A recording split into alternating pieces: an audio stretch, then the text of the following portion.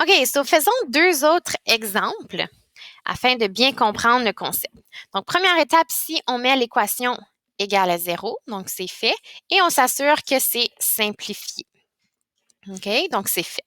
Donc, ça, c'est encore l'étape 1 et non l'étape 2. L'étape 2, on doit factoriser. Donc, si je regarde ici, je dois factoriser. Première étape, quand je factorise, plus grand facteur commun. Est-ce que j'en ai un? Oui, x. Donc, je divise par x. Je mets mon x en évidence. Il me reste 3x parce que lui annule celle-là, plus 5 égale à 0. Est-ce que je peux faire produit-somme? Non, parce que je n'ai pas d'exposant 2. Donc, je passe à ma troisième étape. Troisième étape, si on pose chaque facteur égal à 0. Donc, on met chaque facteur égal à 0. Ici, j'ai un facteur, donc 3x plus 5 égale à 0. J'ai également un facteur ici, x. OK?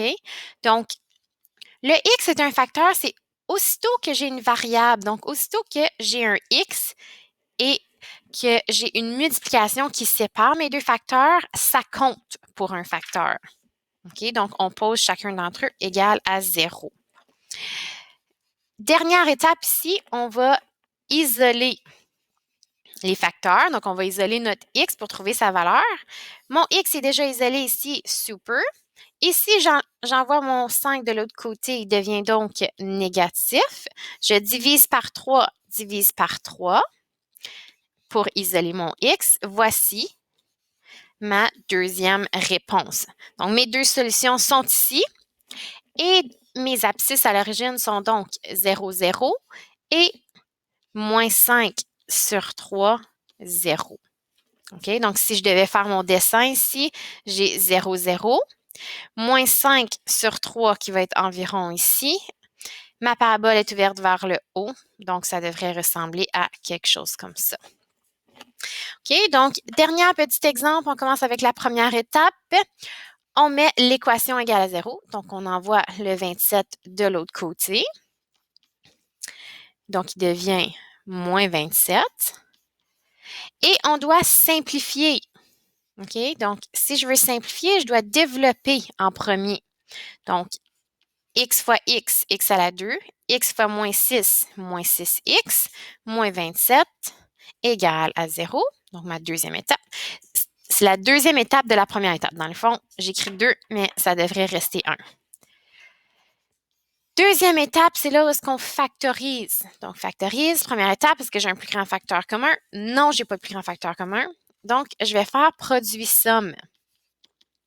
Produit de moins 27, somme de moins 6. Très, très important de garder le négatif. Mes deux chiffres qui fonctionnent, si je fais moins 9 fois 3, moins 9 fois 3, et moins 9 plus 3, ça fonctionne. Donc, voici mes deux chiffres.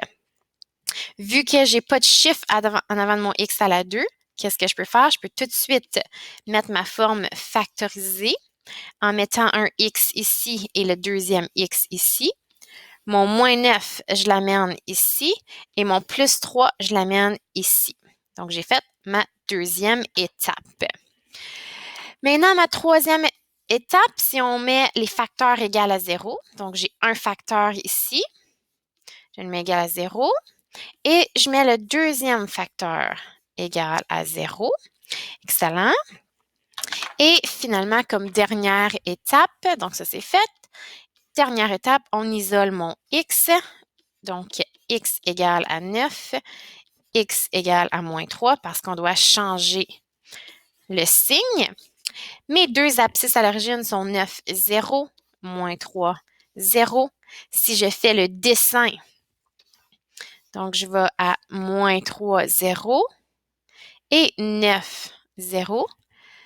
J'ai une parabole qui est ouverte vers le haut qui ressemble à quelque chose comme ça. Et voilà, on peut toujours valider ma réponse en prenant ma valeur de 9, si je la remets dans mon équation afin de valider. Donc, si mon x est égal à 9, je peux le faire, vérification. Donc, mon x, je le remplace par 9. X je le remplace par 9 moins 6 égale à 27. Donc, si je fais 9 moins 6 me donne 3, 3 fois 9 me donne 27, donc ça fonctionne.